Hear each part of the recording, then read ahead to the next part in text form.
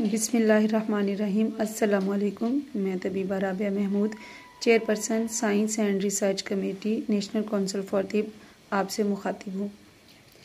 President CPD program of NCT के online समाही program की ये दूसरी टॉक है। इसमें आप सबको खुशामदीद। हमारे जो पहला प्रोग्राम था उसमें हमने बात की थी रिसर्च की। हमने आपको बताया कि रिसर्च का मतलब क्या है। रिसर्च कोई नई चीज़ नहीं होती। रिसर्च में बेसिकली आप ऑलरेडी एक आइडेंटिफाई चीज़ को मज़ीद तहकीक कर रहे होते हैं उस पर। रिसर्च जो है ये एक मुस्तकिल अमल है। मैं उम्मीद करती हूँ कि हमने आपको जो रिसर्च का दूसरा लेक्चर भेजा है ये आप सब ने गौर से देख भी लिया होगा और उसको समझा भी होगा। उसे मज़ीद एक्सप्लेन करते हुए हम आपको आज ये बताएंगे कि आज हम रिसर्च के बारे में मज़ीद क्या पढ़ेंगे, क्या जानेंगे। उसमें यह है कि हम आपको बताएंगे रिसर्च की टाइप्स कितनी होती हैं, रिसर्च करने के लिए कौन से स्टेप्स इन्वॉल्व होते हैं और रिसर्च की मेथडोलॉजी क्या है, यानी उसका तरीक़ाकार क्या होता है। आप अपने मतलब पर रिसर्च को कैसे कंडक्ट कर सकते हैं, क्योंकि रिसर्च की मुख्तलिफ टाइप्स होती हैं, मुख्तलिफ इक़साम हैं। रिसर्च ज़िंदगी के हर मैदान में की जा रही होती है, लेकिन हम बात कर रहे हैं क्लिनिकल रिसर्च की, कि आप अपने मतलब पर जो आपके कामयाब प्रोसीजर्स होते हैं उनको आप कैसे रिपोर्ट कर सकते हैं, कैसे उनको लिख सकते हैं, उसमें क्या स्टेप्स इन्वॉल्व होते हैं।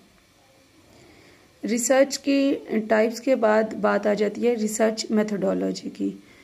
रिसर्च मेथडोलॉजी में बेसिकली वो टूल्स, वो तरीके इस्तेमाल होते हैं जिनको इस्तेमाल करते हुए रिसर्चर अपनी रिसर्च को पायाए तकमील तक पहुंचाता है। अब उसमें 3 तरह की मेथडोलॉजीज़ को वो अपनाता है: qualitative, quantitative and mixed methodologies. Qualitative methodology का ताल्लुक जो होता है रिसर्च में वो नॉन न्यूमेरिकल होता है, यानी इसमें आप आदाद का शुमार नहीं करते, बल्कि इसका ताल्लुक इंसानों के बिहेवियर्स के साथ होता है, उनके तजर्बात के साथ होता है और आप उसको लिखते हैं। इसमें रिसर्चर जैसे रंग की बात कर सकता है, उसके अलावा उसमें खदोखाल की बात कर सकता है, लेकिन जो क्वालिटेटिव रिसर्च होती है इसमें इत्तफाक राय नहीं होता, यानी मुख्तलिफ लोगों की मुख्तलिफ राय होती है, क्योंकि इसका ताल्लुक नंबर से नहीं बल्कि इंसानों के तजर्बात से होता है। दूसरी आ जाती है क्वांटिटेटिव मेथड रिसर्च में। अब क्वांटिटेटिव जो मेथड है उसमें न्यूमेरिकल डाटा होता है, यानी उसमें जो रिसर्चर होता है वो एक परफॉर्मा फिल करवाता है, फिर उसके लिहाज से वो स्कोरिंग करता है।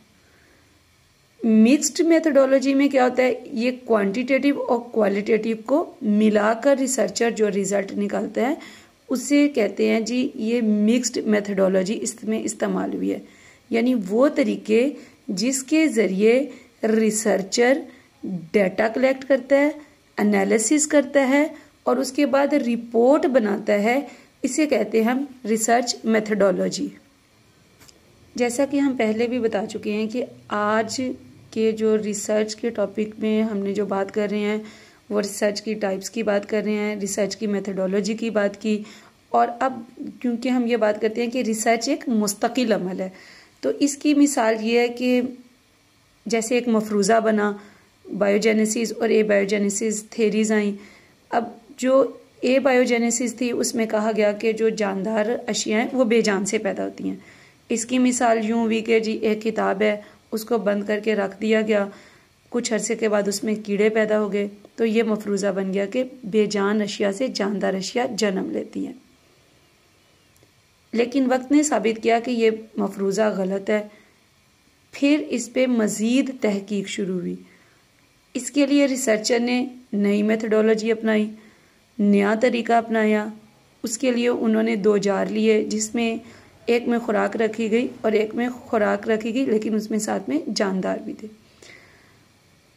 उसमें मज़ीद जो डेवलपमेंट हुई वो वहाँ हुई जहाँ खुराक के साथ ऑर्गेनिज़म मौजूद थे। इस थ्योरी ने ये साबित किया, ये मफरूज़ा बन गया कि जानदार अशिया से ही जन्म लेती हैं। और आज तक जो रिसर्च आगे चली वो बायोजेनेसिस पे ही चली है। रिसर्च क्योंकि एक मुस्तकिल अमल है, इसमें ये देखना होता है कि जो रिसर्चर ने रिसर्च की थी उसका रिज़ल्ट ठीक है, वो किस मफरूज़े पर बनाई गई है। इसके लिए फिर जो न्यू रिसर्च होती है उसमें मुख्तलिफ स्टेप्स इन्वॉल्व होते हैं। सबसे पहले तो आपने प्रॉब्लम आइडेंटिफाई करना होता है, आपने अपनी रिसर्च का टॉपिक देखना होता है कि आप जिस टॉपिक पे रिसर्च करना चाहते हैं उस पे पहले कितना काम हो चुका है और उसकी कितनी ज़रूरत है इस वक्त। इसके लिए एज ए मॉलेज आपने ये देखना है कि आप जिस डिजीज़ पे रिसर्च करना चाह रहे हैं उस पे पहले कितना काम हो चुका है।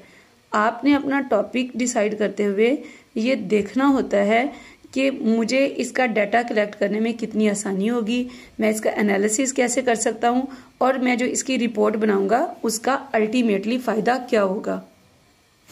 अब नेक्स्ट हम आ जाते हैं इस बात पे कि एज ए मॉलेज आप अपने क्लिनिक पे रिसर्च को कंडक्ट कैसे कर सकते हैं। एक छोटे सेटअप पे रिसर्च कैसे होगी या बड़ा सेटअप है तो उस पे रिसर्च के क्या प्रोसीजर, क्या प्रोसेस इन्वॉल्व होगा। तो भले आप छोटे सेटअप पे करें या एक बड़े सेटअप पे, रिसर्च के प्रोसेस जो होते हैं वो सेम होते हैं। यानी सबसे पहले ये कि आपने प्रॉब्लम आइडेंटिफाई कर लिया, अपना टॉपिक चूज़ कर लिया आपने। जैसे आप अपने क्लिनिक पे करना चाहते हैं तो आप ये देखते हैं कि आपने जो टॉपिक सिलेक्ट किया है उसका किस सिस्टम से रिलेटेड वो टॉपिक है और